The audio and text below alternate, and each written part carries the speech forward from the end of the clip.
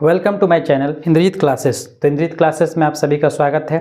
तो आज हम लोग क्लास 10 का चैप्टर नंबर 7 मैथमेटिक्स का जो कि है कोऑर्डिनेट ज्योमेट्री, उसका इम्पोर्टेंट फार्मूला डिस्कस करने जा रहे हैं, है ना। क्लास 10 में जो चैप्टर नंबर 7 है उसमें 3 एक्सरसाइज है, 7.1, 7.2 और 7.3। तीनों एक्सरसाइज के लिए एक फार्मूला बना हुआ है ना। एक फार्मूला से एक एक्सरसाइज पूरा सॉल्व होगा, दूसरा फार्मूला से एक एक्सरसाइज पूरा और तीसरा फार्मूला से एक एक्सरसाइज पूरा, है ना। तो हम लोग देखते हैं क्या फार्मूला है। पहला फार्मूला यहाँ पर 1 नंबर, 2 नंबर, 3 नंबर।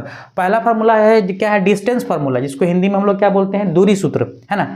मतलब क्या कि इसमें दो पॉइंट रहेगा, दोनों का कोऑर्डिनेट दिया रहेगा। जैसे कि पॉइंट हो गया ए और दूसरा पॉइंट क्या हो गया बी, तो दोनों का कोऑर्डिनेट दिया हुआ है। x1 y1 पहला पॉइंट का कोऑर्डिनेट है और दूसरा पॉइंट का x2 y2, यहाँ पर नंबर में दिया रहेगा, है ना। कोऑर्डिनेट है x1 y1 और क्या है x2 y2।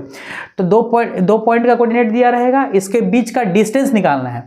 तो उसके लिए क्या फार्मूला हो जाएगा, ए बी इक्वल टू, जैसे यहाँ ए बी था तो ए बी लिखेंगे, अगर पी क्यू रहेगा तो पी क्यू लिखेंगे। तो ए बी इक्वल टू क्या फार्मूला है, root under x2 minus x1 का whole square plus y2 minus y1 का होल स्क्वायर। मतलब दूसरा वाला कोऑर्डिनेट से पहला वाला को माइनस कर देना है और रूट ले लेना है उसका स्क्वायर, x2 माइनस x1 का whole square plus y2 minus y1 का होल स्क्वायर। ये फार्मूला हुआ क्या, डिस्टेंस फार्मूला। इसको हिंदी में हम लोग क्या बोलते हैं, दूरी सूत्र। दो पॉइंट के बीच का डिस्टेंस निकालने का फार्मूला है ना। उसके बाद अगला फार्मूला हम लोग का है सेक्शन फार्मूला, है ना। सेक्शन फार्मूला जिसको हिंदी में हम लोग बोलते हैं विभाजन सूत्र, है ना। सेक्शन फार्मूला का हिंदी विभाजन सूत्र, है ना। इसमें क्या है कि मेरा कि दो पॉइंट है ए और बी और दोनों पॉइंट का कोऑर्डिनेट है। एक पॉइंट का है x1 y1 और दूसरा पॉइंट का क्या है x2 y2। उसी लाइन जो पॉइंट है ए और बी, उसको हम ज्वाइन करते हैं तो उसके बीच में कहीं भी एक पॉइंट मान लेते हैं, क्या दिया रहेगा क्वेश्चन में, पी है और उसका कोऑर्डिनेट है x और y। और उस लाइन को पी जो है दो भाग में क्या कर रहा है, इंटरसेक्ट कर रहा है ना। दो, तो ठीक है, तो इसमें दो भाग में बट रहा है। तो पहला वाला हो गया m और दूसरा वाला क्या हो गया n, है ना। मैं रेशियो में बट रहा, एक हो गया ए पी और एक तो क्या हो गया पी बी। तो इधर वाला ए पी वाला हो गया m और पी बी वाला क्या हो गया n, है ना। कुछ भाग है m और कुछ भाग क्या हो गया n। तो इसके लिए मेरा क्या फार्मूला है कि मेरा पॉइंट का कोऑर्डिनेट दिया रहेगा और क्या क्वेश्चन में ये जो पॉइंट P है इसका भी कोऑर्डिनेट दिया रहेगा और हमको मान लेते हैं mn भी दिया हुआ है, ठीक है। तो हमको x निकालने के लिए फार्मूला क्या है ना। इसी फार्मूला से x भी निकलेगा, इसी फार्मूला से m/n भी निकलेगा। तो अगर हमको x निकालना है, सब दे दिया उसमें x y छोड़ दिया कोऑर्डिनेट, तो हमको x निकालना है। तो x निकालने के लिए क्या फार्मूला है, mx2 प्लस nx1 बटा में क्या है m प्लस n। वही तरह अगर y निकालना है तो क्या फार्मूला है, my2 प्लस ny1 बटा में क्या है, m प्लस n, है ना। ये जो पॉइंट P है इसका कोऑर्डिनेट निकालना है x और y, तो उसके लिए फार्मूला है x equal to mx2 plus nx1 by m plus n।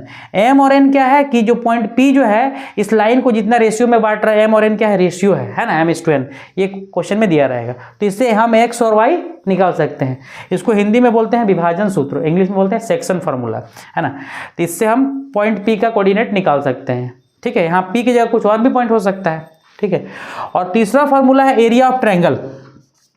मतलब एक ट्रायंगल दिया रहेगा, उसका तीनों पॉइंट का कोऑर्डिनेट दिया रहेगा, तीनों वर्टिसेस का। जैसे यहाँ पर एक ट्रायंगल है ए बी सी, इसका तीनों वर्टिसेस का कोऑर्डिनेट है, तीनों जो शीर्ष है इसका कोऑर्डिनेट है x1 y1, दूसरा का है x2 y2 और तीसरा का है x3 y3। इस तरह दिया रहेगा यहाँ पर, है ना। तब हमको ट्रायंगल का एरिया फाइंड करने के लिए क्या फार्मूला है, एरिया ऑफ ट्रायंगल मतलब त्रिभुज का क्षेत्रफल 1/2 ब्रैकेट के अंदर में x1 y2 माइनस y3, दूसरा क्या है प्लस x2 फिर y3 माइनस y1 और फिर क्या है x3 फिर y1 माइनस y2। इसको कैसे लर्न करेंगे, है ना, लर्न करने भी सीखेंगे। 1/2 बाहर ब्रैकेट का बाहर में पहला x1, फिर अगला ब्रैकेट का बाहर में क्या है x2, फिर अगला में क्या है x3। जैसे लाइन से लेंगे, जैसे x1 लिए तो ब्रैकेट के अंदर में देखिए 1 2 3 इस तरह चलेगा ऑर्डर। 1 हुआ x1, फिर अंदर में क्या हो गया 2 3, 1 2 3, है ना। और जिस पे खत्म होगा उसी से फिर शुरू होगा अगला ब्रैकेट। जैसे 3 पे खत्म हुआ तो 3 से शुरू होगा, 3 पे खत्म हुआ तो 3 से शुरू होगा। तो 1 2 3, 3 के बाद फिर क्या होता है, 3 खत्म हो गया, 3 के बाद क्या होता है 1, तो y3 माइनस y1 हो गया। और 1 पे खत्म हुआ तो अगला ब्रैकेट किस पे शुरू होगा, 1 पे ही शुरू होगा। फिर 1 के बाद क्या होता है 2, तो 1 y1 माइनस y2, है ना। तो ब्रैकेट के बाहर में क्या याद रखना है, x1 फिर 1 के बाद क्या आता है 2 3 1 फिर 2 3, तो x1 y2 माइनस y3। फिर अगला x2, बाहर में हमेशा x वाला रहेगा तो x2, तो 2 के बाद फिर क्या होगा, जैसे 1 2 3 लिखते हैं तो 2 के बाद क्या आता है 3, तो ब्रैकेट में y3 और 3 खत्म हो गया तो 3 के बाद क्या होगा 1, तो y1 हो जाएगा, है ना। फिर ब्रैकेट के बाहर में फिर क्या लिखाएगा x3, है ना। अब किस पे खत्म हुआ था 1 पे, तो 1 y1 लिखे ब्रैकेट में, और 1 के बाद क्या होता है 2, तो y1 माइनस y2 होगी। तो इस तरह हम इसको क्या करेंगे, लर्न करेंगे, है ना, एरिया ऑफ ट्रायंगल। तो ये हम लोग का 3 फार्मूला था, है ना। पहला था डिस्टेंस फार्मूला, दूसरा था सेक्शन फार्मूला, तीसरा था एरिया ऑफ ट्रायंगल, है ना। तो ये कोऑर्डिनेट ज्योमेट्री चैप्टर 7 है, इसका इंपॉर्टेंट फार्मूला है। इस फार्मूला को अगर हम लर्न कर लेते हैं अच्छा तरह से तो हम इस एक्सरसाइज का मैथ को ईजिली सॉल्व कर सकते हैं, है ना। ये 3 फार्मूला है ना, 3 बेसिक फार्मूला है ना।